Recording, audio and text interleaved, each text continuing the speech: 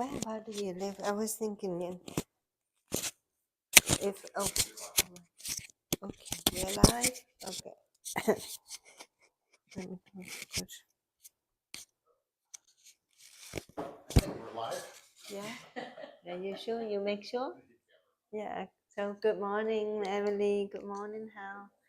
Good morning, everybody watching us on YouTube. So I haven't been here about two weeks, right? But it feels You've like been traveling. well, yeah.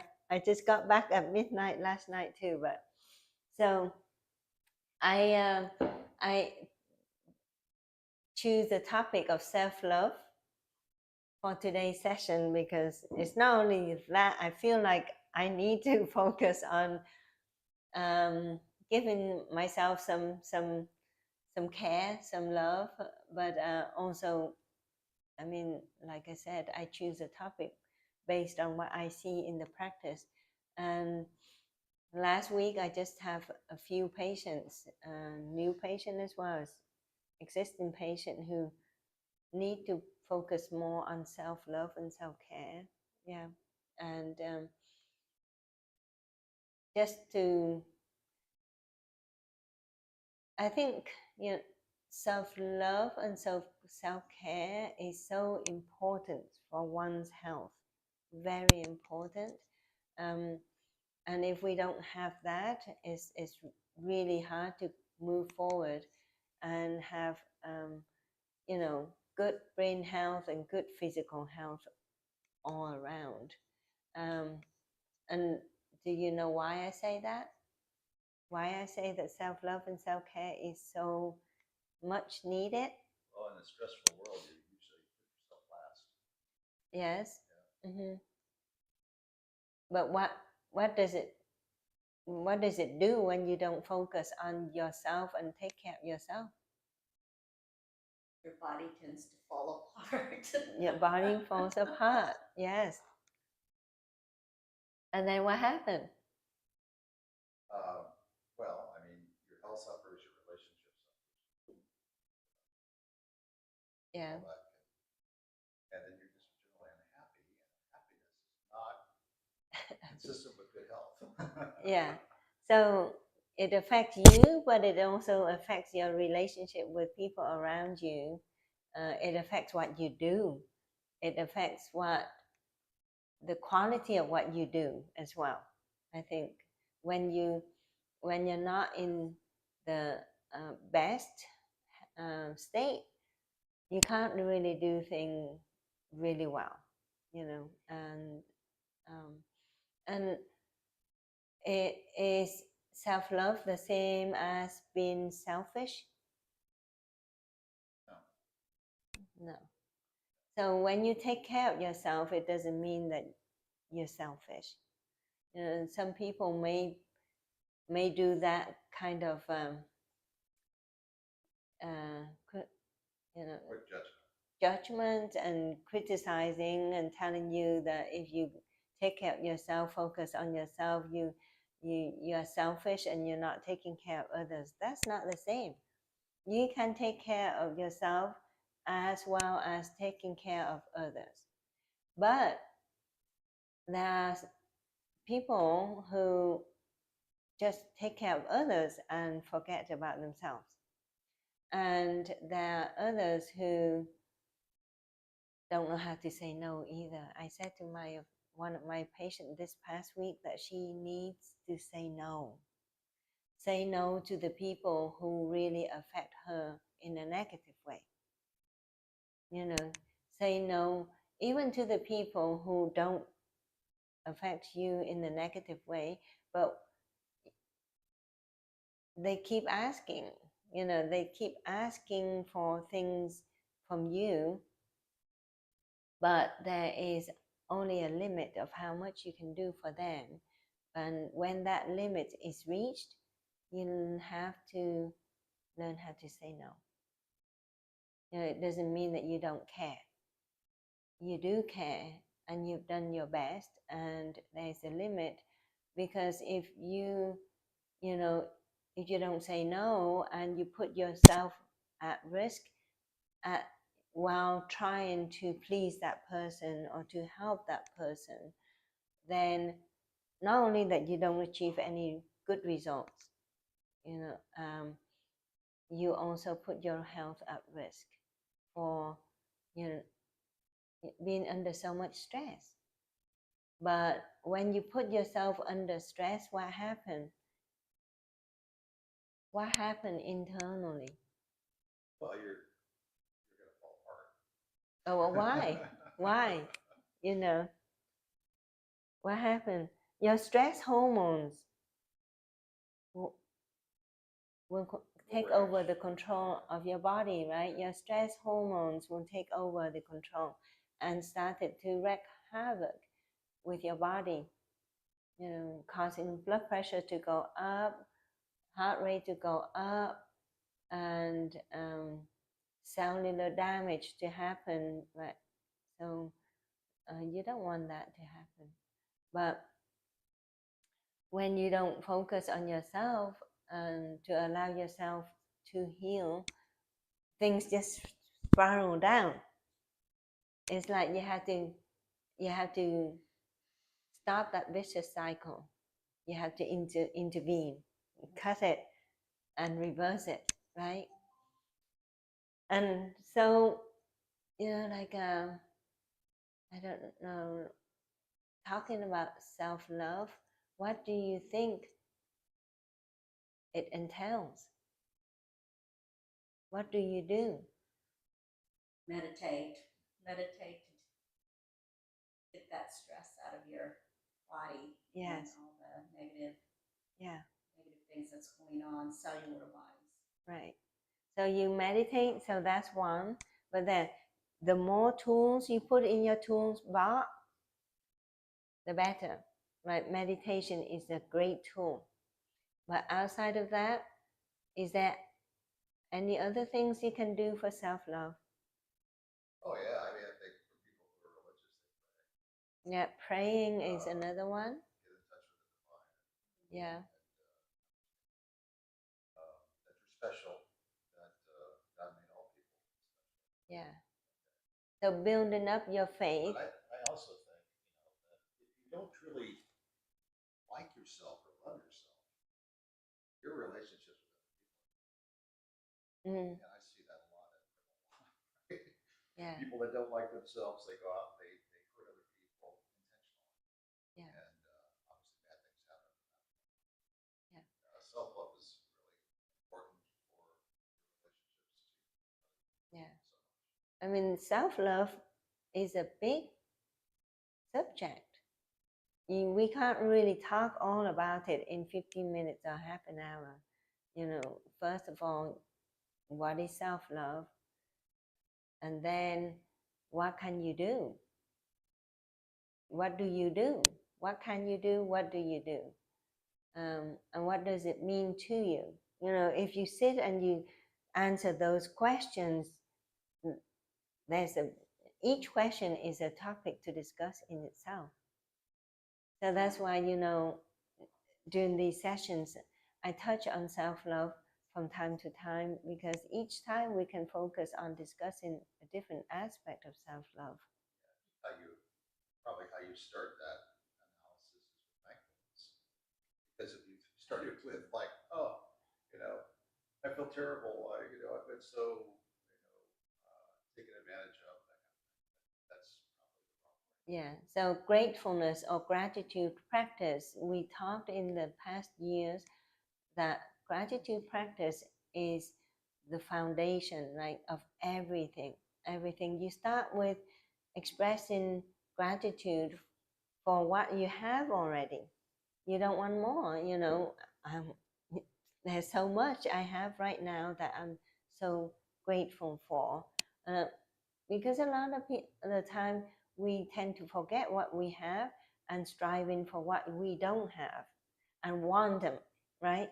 Just want. I do this because I want this. I do this when that. But you have to realize what you want is a good thing or not. Does it help you in any way? Does it fulfill you? Because like you can go through your life wanting to do things to please people.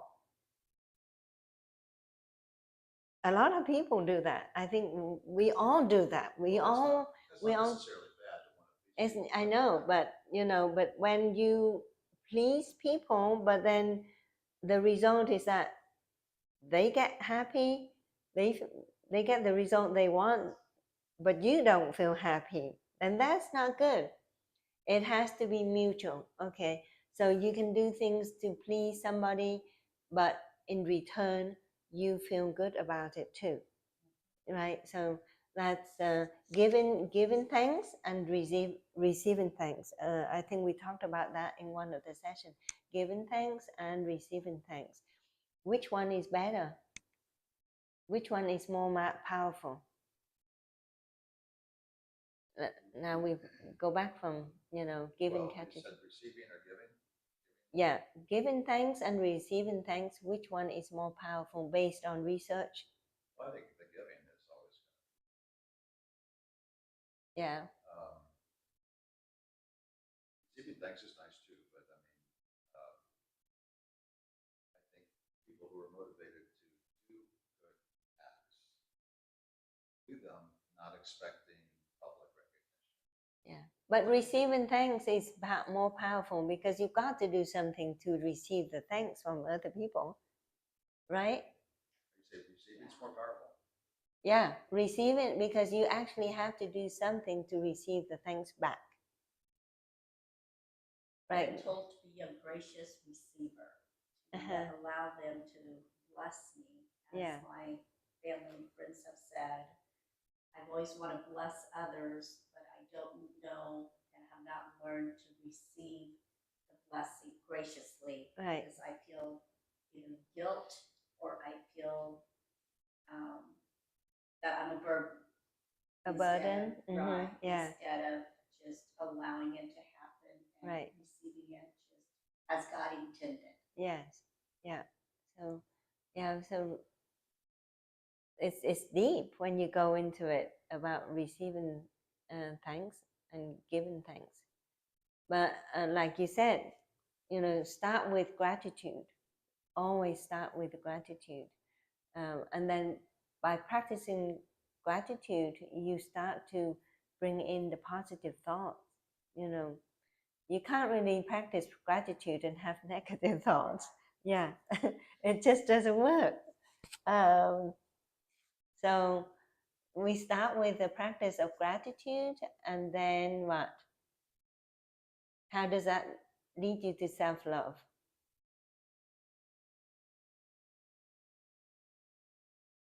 Well, I mean, for me, it would be gratitude for no matter what state I'm in, God is there watching and helping. And then with that assurance, you realize that whatever it is that you're facing, it could be a lot worse. Yeah. As long as you're breathing, there's room for improvement, right? Yeah. So I think then you just were able to relax and think about your relationships, and think about yourself.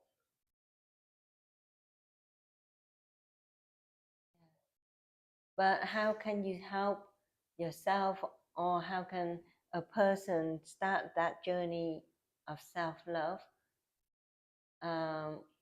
when there is not enough self-love to start with?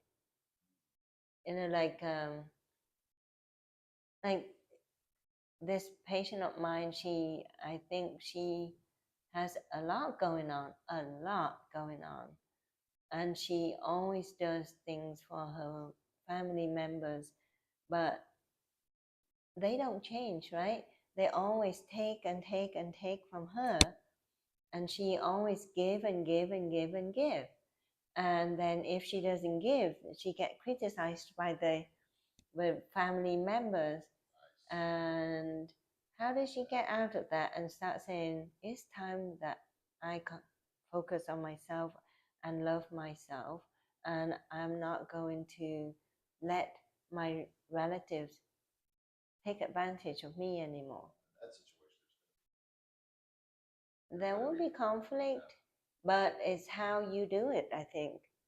Yeah, I mean, I It's think how you do it. this person has to be grounded. Ultimately, if she's going to be there for her family, Yeah. or else she's not going to. I think it's baby step, right? The first, I mean, when you are in that situation, if there is a well laid out process for that person to follow, it will be much better. And I think this is where counseling comes in, where, a counselor can help that person to say, I just want you to just start at the ground zero. Okay, start at the ground zero and give yourself some time, think about what you have, and start expressing gratitude thoughts to what you have, right? And then stop thinking about any other things. Start thinking about your daughter, your granddaughter, your sister, your husband. Stop thinking about anything. Just focus on where you are and what you have right now, and what your life has been up until now. Just get back to who you are. Get to know you. Get to know the me, right? And when you do that, it's not a selfish thing to do. It's not at all. I mean, you still have all the love for the other people. You don't say to them, I don't love you anymore. I don't have time for you. You don't have to do all of that. But just at ground zero, you just come back to yourself. Come back to yourself, reflect upon your life, see what you have, and start saying gratitude, remarks to you, just to you. I think when you start with gratitude, that's a positive energy. So when you have positive energy, you're pulling yourself inward, and allows you to start at a base that's good. And allows you to receive in good, Right. rather than when you start out with negative, you tend to not receive, but when you're negative, you tend to pull out the negative energy that's inside you, and kind of spread that, and become more self-deprecating or self-loathing, or or don't want to focus on yourself, kind of project out.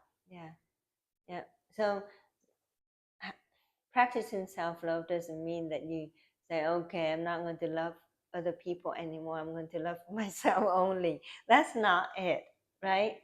That's not it. Self-love and self-care is about giving yourself some time and space, and cultivate the loving kindness towards yourself. And at the same time, you still, do what you can for others, knowing your limit. Right, knowing your limit. Self-acceptance. Self-acceptance is another one, because a lot of people don't accept who they are. They criticize themselves a lot, and let's say I'm thinking about, weight loss program for people, because I know obesity is the root of many other chronic illnesses. But there is a lot of psychology that goes into that. There's some people who are not morbidly obese, but they're always very unhappy about their weight. Um, and there's a lot of psychology that goes into that too. I have a patient who looks beautiful. I mean, she's not obese. She's tall, very nice figure, but she would refuse getting weighed every time she comes in. She doesn't want to know about her weight. So that psychic that is going on her mind is stressful, because she cannot accept even 2 pounds weight gain, right? And then she gets all anxious if she does, and imagine how much that stress hormone can cause damage in her body just because of the 2 pounds weight gain, right? So self-acceptance and self-esteem, self-acceptance and self-esteem. You know, some people don't have enough self-esteem and or self-worth. So, you know, we start with gratitude and then we can start talking about self-acceptance and then we can start with self-esteem and self-worth. You know, I'm worth it. You know, as I am worth it. You know, I can do things for myself and I can do things for the family. I can do things for the society, but you know, everybody is different. Just because another person is doing this, I don't have to do exactly that to be worthwhile. You know, yeah. So self-worth is not dependent upon the vastness of what you do, I don't think. Yeah. Okay. So in this practice, what I would like us to do is, as we focus on, you know, the deep breathing as the basic, the tool of this vipassana practice, mindfulness practice, as you take deep breath in and out, I'd like you to start thinking about things that you are thankful for. So we practice gratitude. And then, you know, then you can start thinking about what about you that you really, really like, and what about you that you didn't like. You know, you used to not, I don't like this. And then what you do with what you dislike and what you like. You know, so if you bring back into the awareness of what you like and don't like about yourself, start having some awareness and then see if you can work towards getting rid of the dislikes. Yeah? So let's take a few deep breaths in and out. And remember, the breath work needs to be slow and deep. And you can close your eyes if you would like to, or you can open your eyes and focus on something else in front of you if you would like to. So deep breath in and out, and then assume a comfortable position. You can lay down, sit up as you like. You can stretch out your legs or cross your legs, whichever you like.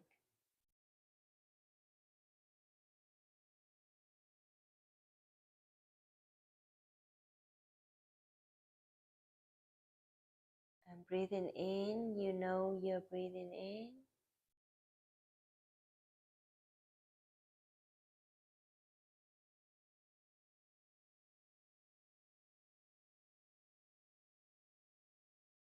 Breathing out, you know you're breathing out.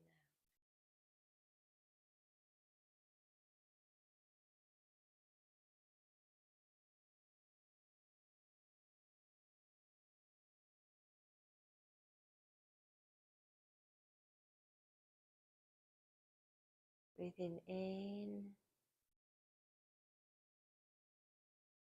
breathing out.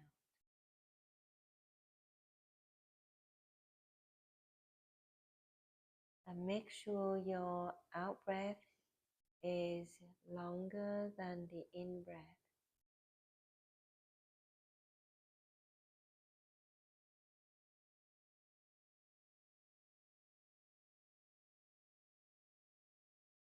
In this present moment, we return to ourselves.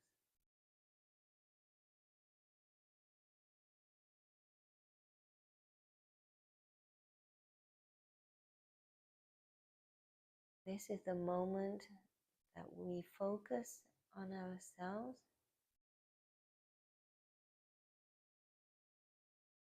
allowing our bodies to heal.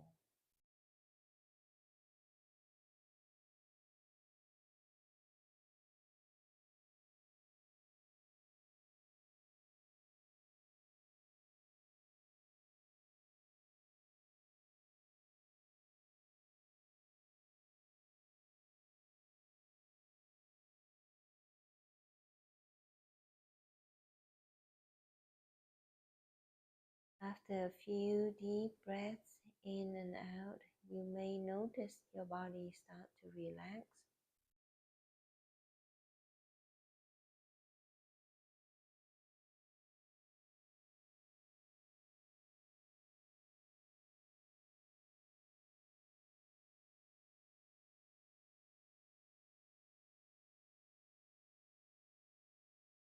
Breathing in, I'm returning to myself.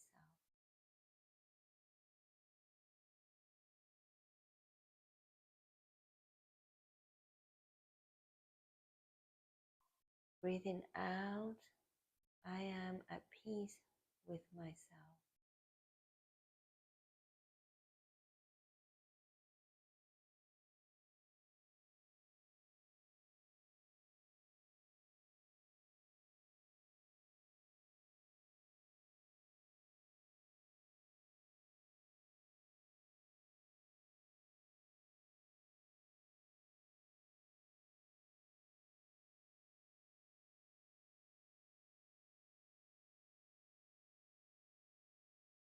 Breathing in, I know I am alive.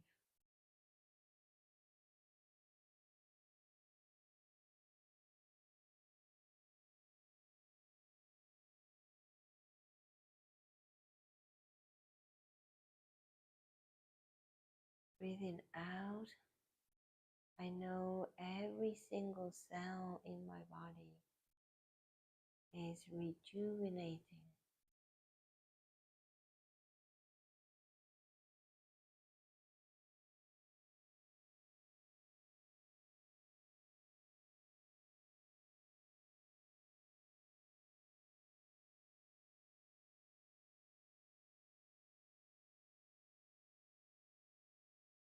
I am grateful for this present moment.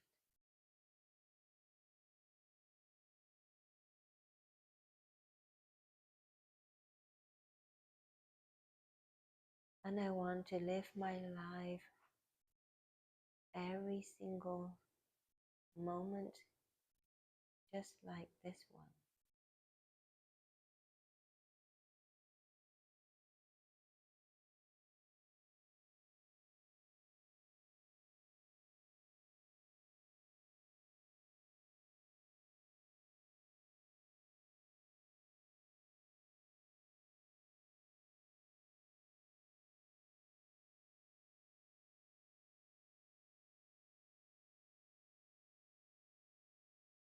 Breathing in, I am aware of this life journey.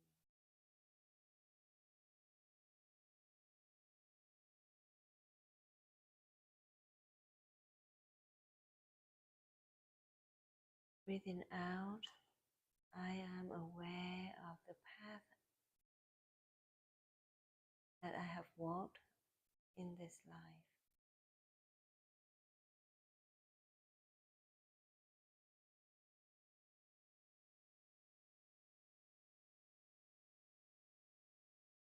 And I'm grateful for every single event that happened in my life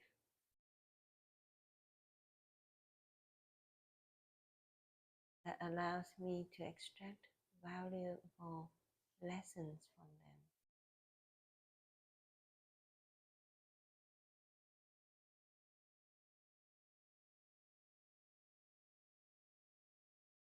I'm grateful even for the negative, stressful events that I have experienced, because through them I have learned and developed ways to help me feel better.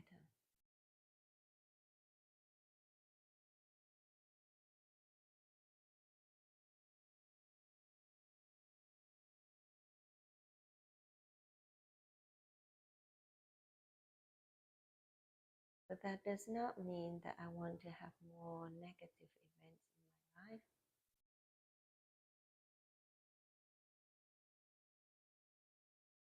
Because I'm going to develop more positive thoughts and actions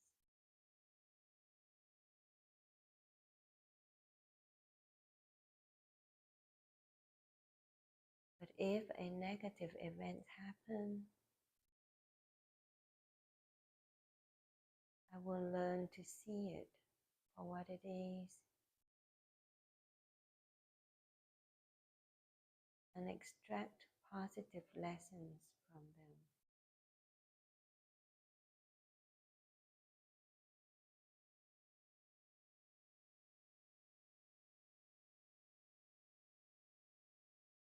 Breathing in, I know I'm breathing in.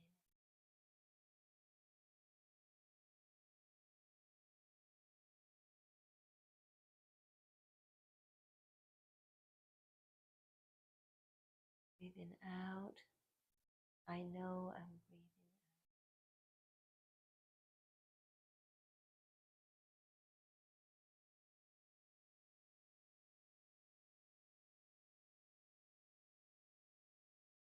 I'm grateful for every single breath that I take.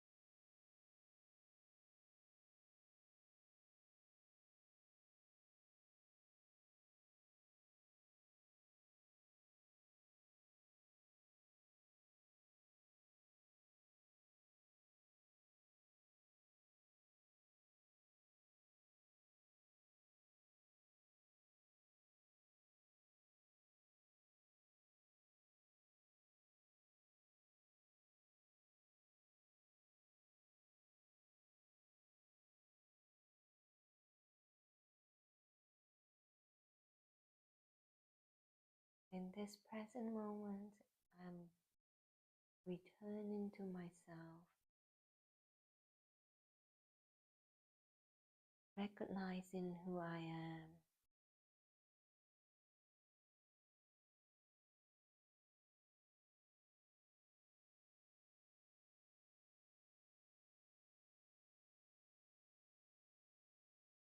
and allow myself to be my authentic self.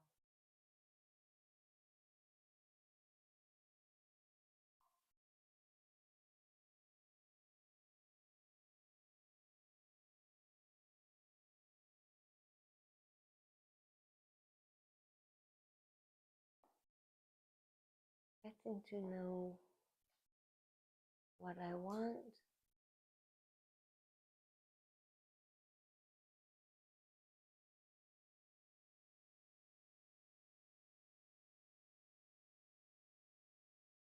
getting to know what makes me happy.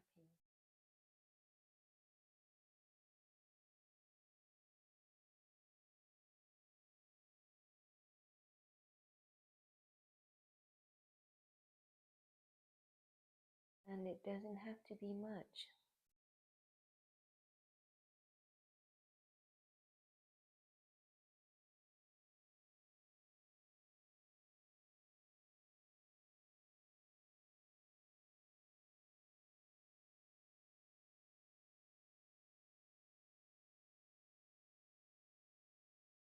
As we practice this, you may see yourself filled up with self-love.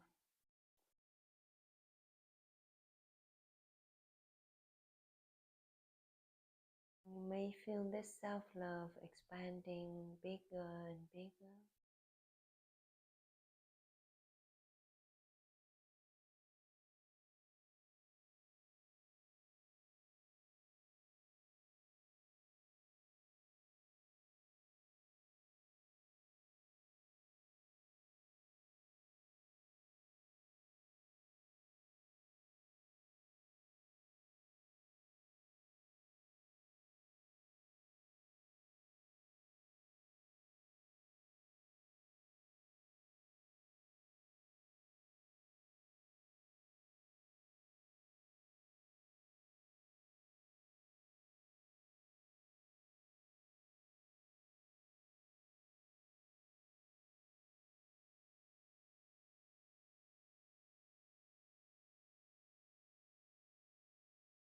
This present moment, I am so aware of this body that I am in.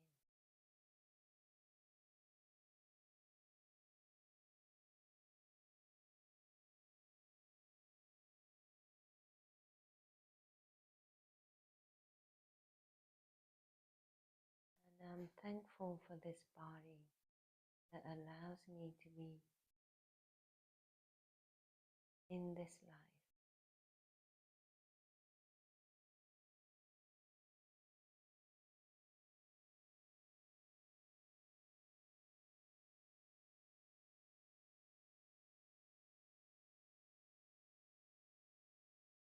I'm going to nurture this body with love, just like a mother loving a baby.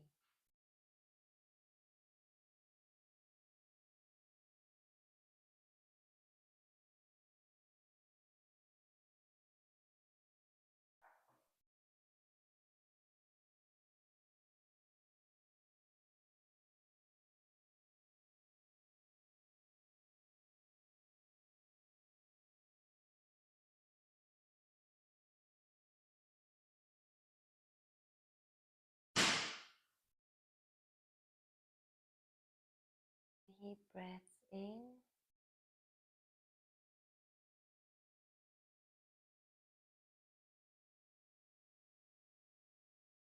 and slow breaths out.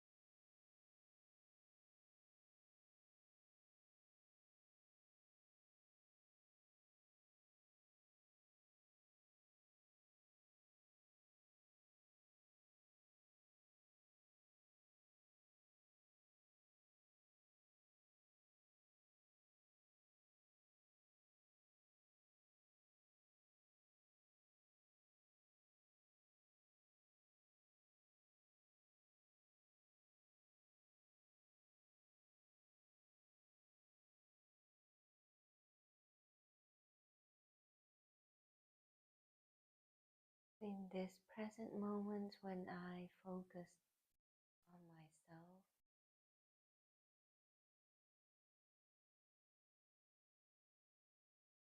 I will give myself unconditional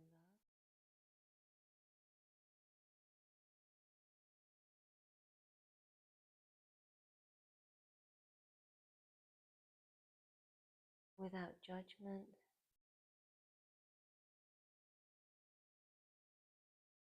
without criteria.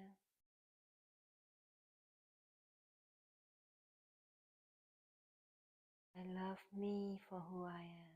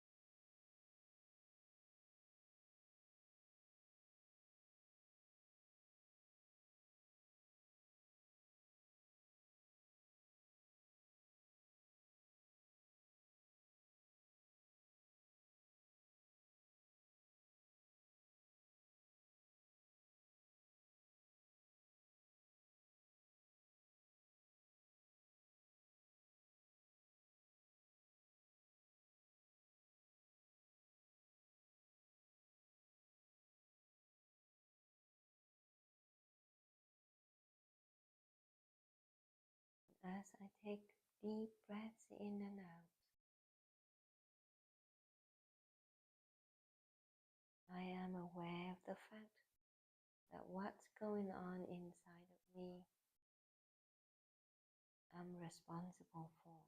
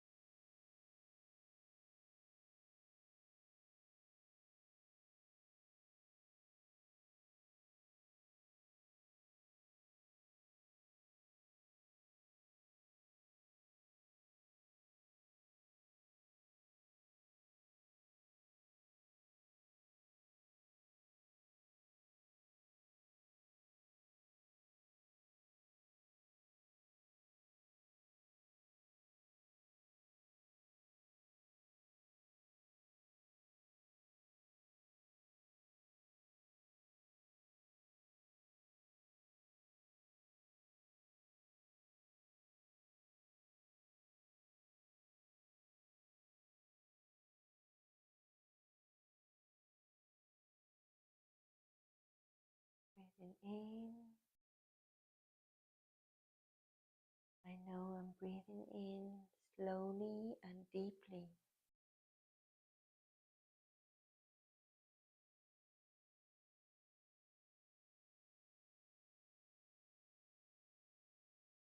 Breathing out, I know I breathe out slower than breathing in.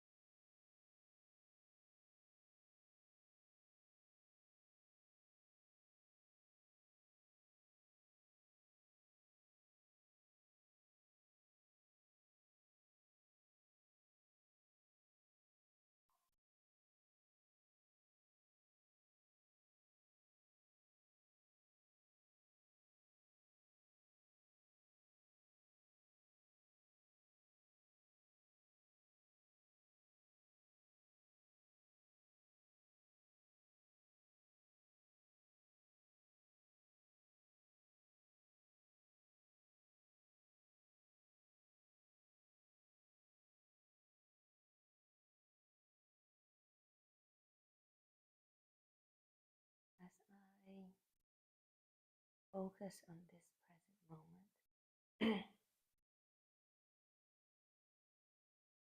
and give myself this much needed time. Reminds me of a saying that the only way out is in.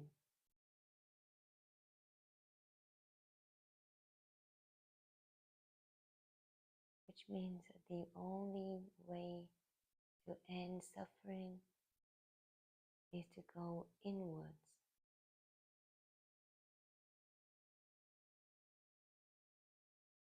And be with yourself.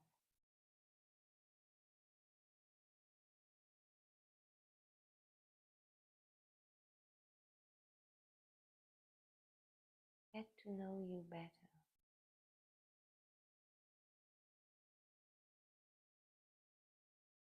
Knowing the wants, the likes, the dislikes, the purpose,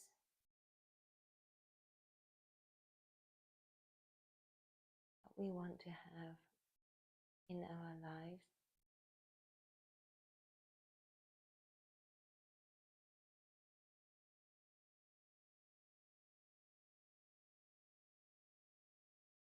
When we are so aware of all those things,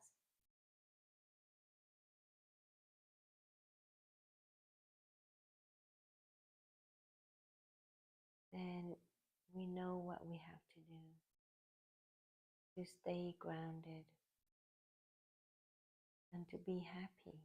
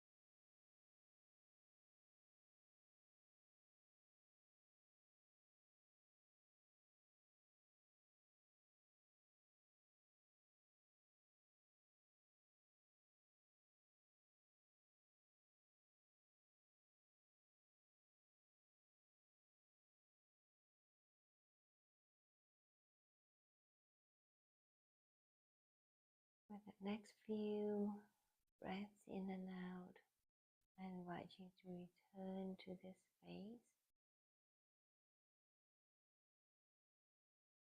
Turn to this room.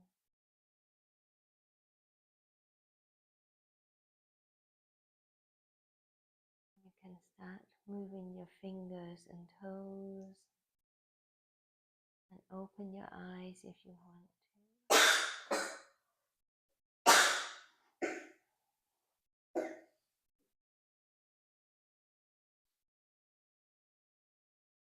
That was almost half an hour.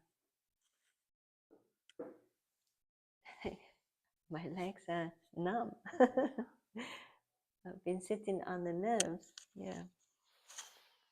So how was that? How was that for you, Emily? It was very, very good. Yeah. Definitely different when you're doing it, with a group and by yourself. Yeah. Yeah. I've been taking your advice and doing it 3 times a day. Yeah. Do you set the alarm?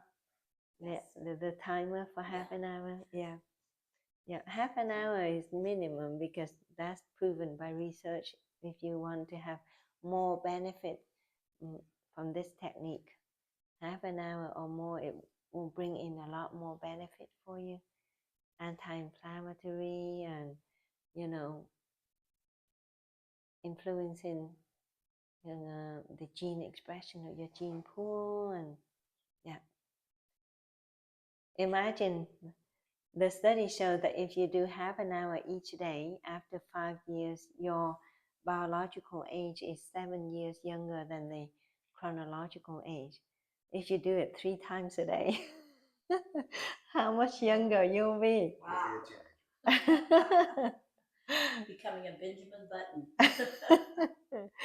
Yeah. Well, we can stand up a bit. I think I need to stand up to just let these nerves recover in my left leg because it's really numb and tingly. We can just do some stretching and then we can,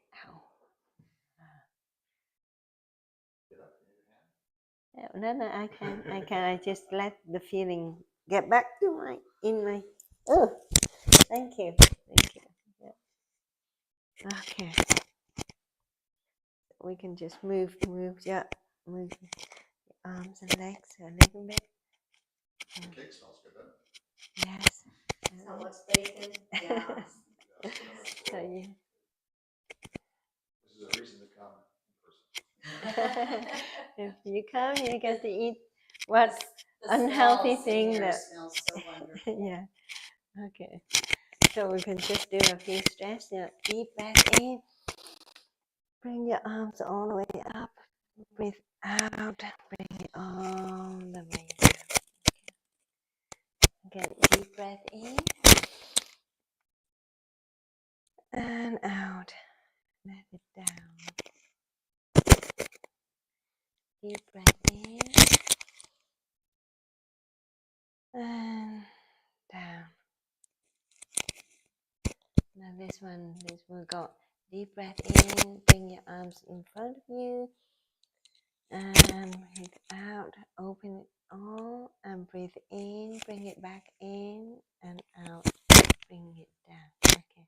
Deep breath in. Out. In. Bring it back in and out. This is simple Tai Chi, right? Deep breath in. Out. Expand your chest. Deep breath in. Bring it back in and out. And then you can do this like this. So like, let's see, in, out. Okay. And then in, and then out the other side, and breath in and down. Okay, 2 more times. Deep breath in, out, turn to the side and stretch, and deep breath in, and out, stretch to the other side, and deep breath in, and out. Again, more time. Deep breath in and breathe it out. Turn to the side and stretch. Deep breath in and out. Turn to the other side and stretch. And deep breath in and out. Okay. You can move. Oh, what happened to this one? Yeah, so you can do some leg stretching. I think you can do like this, right? So deep breath in like that and out. Turn. This is new, right? Out. Yeah. So out. In. It's a bit unsteady, right? Yeah. It's easy movement, but very effective. It builds up your balance. If you do it a few times, you can tell your balance is improving, right? Yes. Yes. Just like that.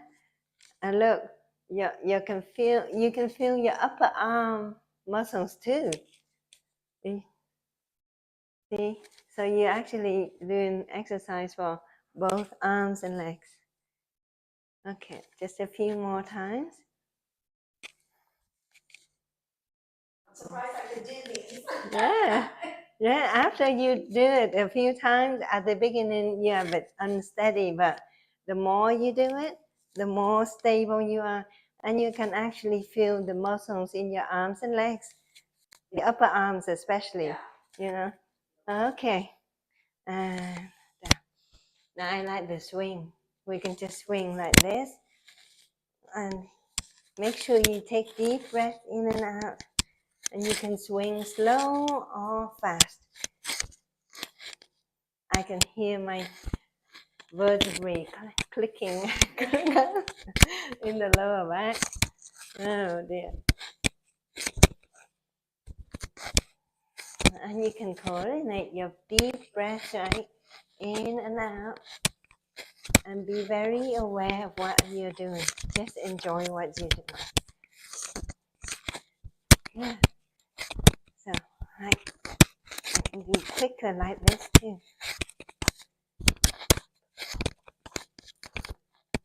How do you feel? Good? This one. Shall we do this one? Like this. Raise your arms and feet up. Okay. In. In.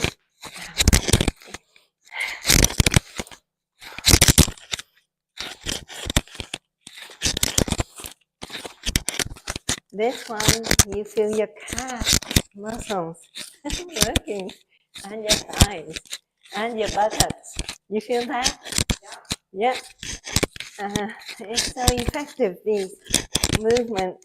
They're easy. You know, any age can do this. My father, who is 87, he does this every single day, 2 or 3 times a day. Yeah. Just in, out, in, out.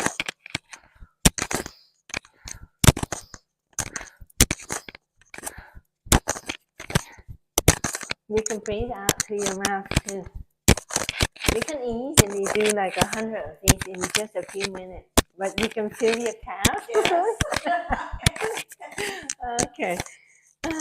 Yeah. Why don't we do a few rounds of walking meditation? And I think this keeps dropping off. Yeah.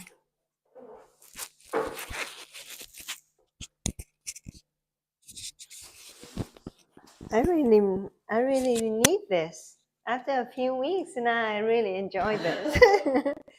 Yeah, it's actually what I need. Okay, so let's do some walking meditation. Yeah.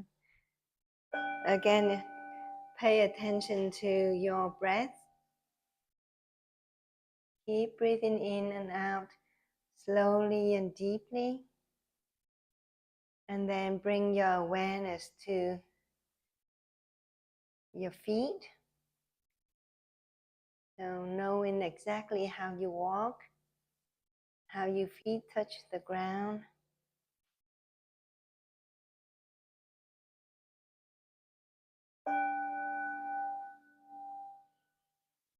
And as you walk, you can be more aware of your posture, the sensation in your body, your back, your shoulders, your neck.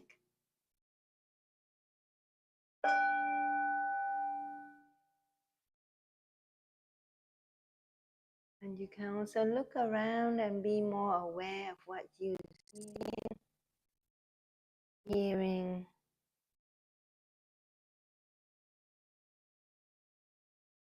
and even your thoughts, what you're thinking.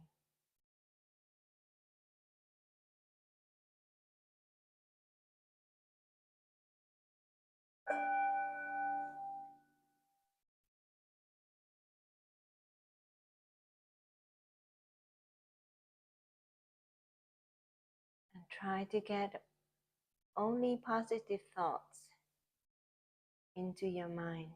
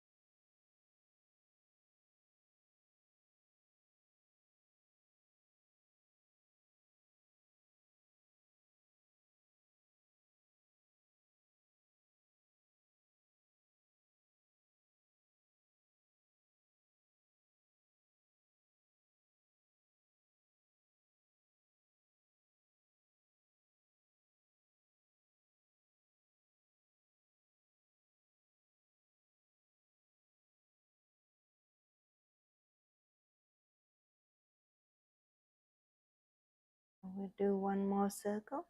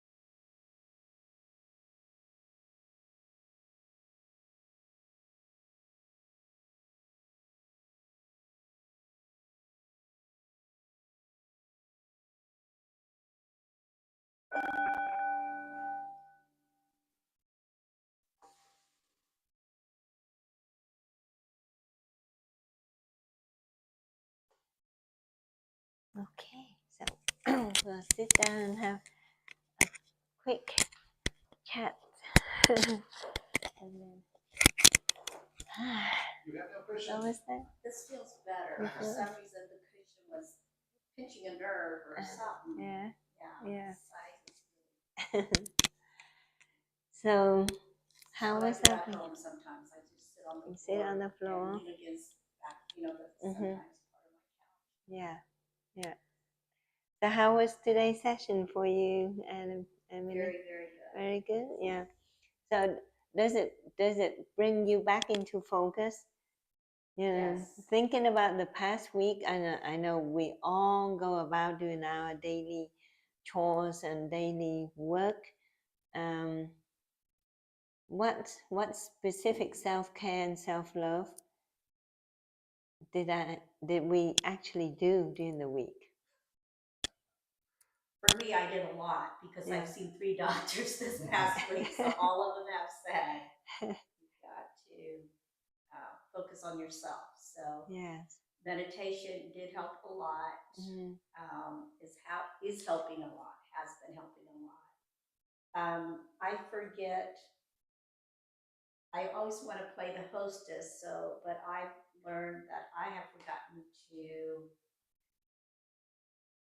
feed myself and give myself water. With my diabetic, I'm trying to eat more often, smaller dosages, but also I could be a camel. I could go without water for several days. Oh, And I did not know that I was that bad about drinking water. Yeah, I know. Drinking water is very, very important for cellular health.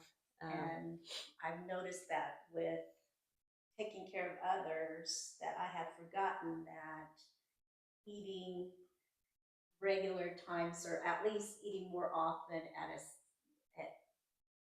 is better than fasting for a long time. And I was eating 1 meal a day, and I didn't even know that I was only eating 1 meal a day. No, 1 meal a day is good.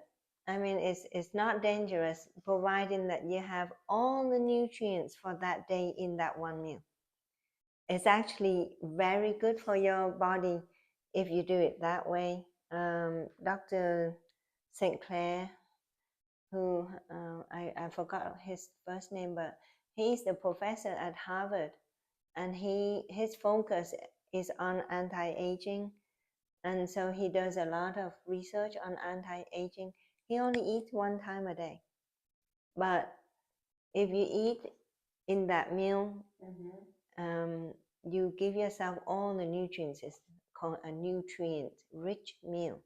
So you provide yourself all the ingredients for the whole day. That's actually very, very good, because then you let yourself to have time to go through detox and repair. Eating regular meals throughout the day, too many meals throughout the day is not good. I don't know, but It used to, you know, that's not has been, even for diabetics. yes, even for diabetic. Okay. Because I've been told by yeah, the dietitian to eat uh-uh. smaller, but No, keep my blood sugar at a certain level. no, you got to move forward with research. Got to move forward with research and technology and all It's of a good it. thing I'm here. No, 'Cause I've been seriously. told different. No, that's an old school thoughts. And old school thoughts are not good. Why? Because every time you eat, small or big, insulin is being released. Okay? So if you eat 6 meals a day throughout the day, way into the night, your insulin level is constantly being produced. But type 2 diabetes is all about insulin resistance, meaning that your insulin level is high already. And now you just keep on stimulating insulin production throughout. No, you need to bring your insulin resistance down, insulin level down. So then in between meals, you know, there has to be a time. So when you eat a meal, insulin will be released, right? Naturally. And then it goes down with digestion and everything. And there has to be the time for the body to process all of that. And so when your insulin level is high, your body cannot kick into gear where repair and restore processes can be performed. So that's old school. Okay. That's old school. So fasting is good. Now they encourage fasting, intermittent fasting, like don't eat after 6. And if you're hungry, drink water until the next morning. If you eat your breakfast at 6, you have a 12-hour fast. So our body has mechanisms for healing, for repair, for restoration, and that happens most of the time during the night. And so if you eat after 6 o'clock and you eat snack, and you know, people sit and watch TV and eat snack and while into 11 o'clock and everything, there is no way you can treat your diabetes that way. Yeah, there's not enough time for the body to go through repair and restore. So how much sleep should you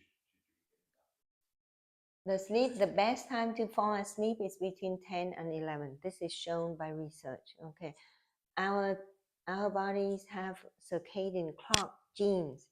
These genes regulate the circadian rhythm in our body. So certain hormones are being produced at certain times. Like the growth hormone is produced mostly at night and mostly when we are asleep in stage 1 and stage 4. But if you don't have enough growth hormone released by the pituitary, then your body cannot go into these pathways for repair.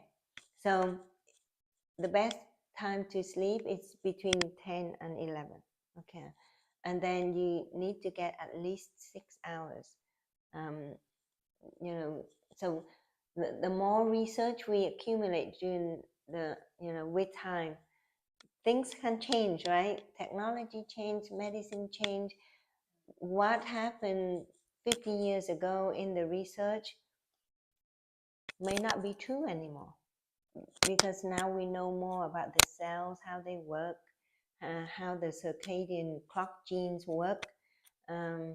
So if you go and allow your body to go with the circadian rhythm, your body has better chance of repairing, restoring, and being more rejuvenated. People who work night shift are more at risk for chronic illnesses because their circadian rhythm is all messed up. There is not enough time for cells to kick into gear to do these pathways for for healing. So yeah, too much sleep is not good either. I mean, if you sleep 12-14 hours a day is not good, because it messes up your circadian rhythm also. And too little sleep is no good either, because there's not enough time for your body to go into that stage 4 sleep where, you know, a lot of repairing, restoring processes are happening. So self-care should start with sleep. Healthy Sleep, yeah, sleep is very important. Sleep is very And important. water. And Hydration, walking your dogs. yeah, nutrition, hydration, exercise, Yeah, right? I did not Exercise. know until my sister was here. She was counting how often I drank and how much I drank. And I was not, I wasn't. And she's like, there was one day, I think I had one bottle of water that I had carried through from that morning till that evening. Oh no, yeah. And she was shocked. And I did not know because I wasn't paying attention. Isn't it true, like if you dehydrated, your blood pressure spikes? Probably. Yeah, or drop your dehydration, it can drop too.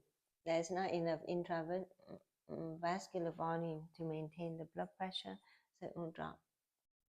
But now with technology, you can have apps that remind you to drink at certain times, or you carry. Don't we have a bottle, something, water container that has alarm that goes off? That's probably what I need, is something that goes drink. Yeah, but yeah, hydration is very, very important. And my body will let me know when I don't drink enough. Yes, I suffer. Whenever I don't drink enough, my muscle cramps, Charlie horses, will come in, especially at nighttime, and then that messes up my sleep also. Yeah. Huh? Yeah, and messes his sleep up because I keep jumping out of the bed. Yeah, but but I mean, I look back in my last week. How much time did I really put into self-care and self-love? Not a lot, right? But it needs to be done almost on a daily basis. Otherwise, we forget. We do so much for others, or so much for our career and this and that, and forget about this body, that if we don't take care of this body, we can't do much more. We can't do much more. Yeah. Sometimes you have to sprint, though. You're sort of doing exciting projects, and you have to put a little self-care on the back burner, but you have to catch that. Yeah, I know. I through this journey, I have learned that it's all down to choices. So you make choices, right? Like I make the choice to study cellular medicine, which means I have to listen to a lot more lectures, but then I ask myself, why do I do this? What is the purpose of me doing this? What is the purpose? And if the purpose is a good one, I'll do it. But if it's for the selfish reason, then I shouldn't be doing it. If You're all about trying to figure out how to. No, that's why, I think that's why I push myself to study more, because I want to be able to help patients using different modalities, and I want to find a safer method of helping people to heal. And when you look at your colleagues in the profession, they have stopped growing. They have stopped learning. I don't. Well, that's the choice they make too. But I'm not criticizing or judging anybody. It's the choice we make. They are still helping people using conventional medicine, but there is limitation to that, as you know. Emily is the perfect example as how conventional medicine has limitation, because we've gone through everything that conventional medicine could offer, but it helped one thing, it caused another. right? We know that with all the prescription drugs. Prescription drugs, you work for pharmaceutical company for many years, you know it. Every single drug has side effects, and some of them have really deleterious side effects. I always am amazed when I watch pharma commercials on TV, dancing people, and then the warning underneath the It may picture kill is, you. you take this, you're going to die. It can Or kill you're likely you. to die. Or horrible things will happen. Yeah, So yeah, it's funny. yeah. It's So, ironic. It's not. yeah. So I'm trying, and then I have to be satisfied with how much I can offer help. Right. There will be a time when I say, okay, this is my limit. This is all I could offer. And then if someone else can, offer more, we can refer or recommend. But I think cellular medicine is where I'm heading. So we'll see. Yeah. But because of that, I've been so busy the last, couple of months trying to get things together. Yeah. And it's kind of getting to me. I'm getting tired too. So. But anyway, with that, we're going to be thinking positive, and we're going to get through this. We all have challenges, and I just want to remind everybody not to forget yourself. Give yourself some love, some deserved care, and when we're healthy, we can do more things for others. And the purpose is to serve, right? Serving others in whatever capacity we can. So I hope everybody have a really, really nice, wonderful weekend. The weather looks beautiful out there. So, take advantage of that, because winter is coming soon, right? We are getting into August and then September. So, yeah. So take good care of yourselves, and thank you for joining me today. Thank you, Emily, for driving and being here with us. So take care of yourself. Namaste. Namaste. Yeah.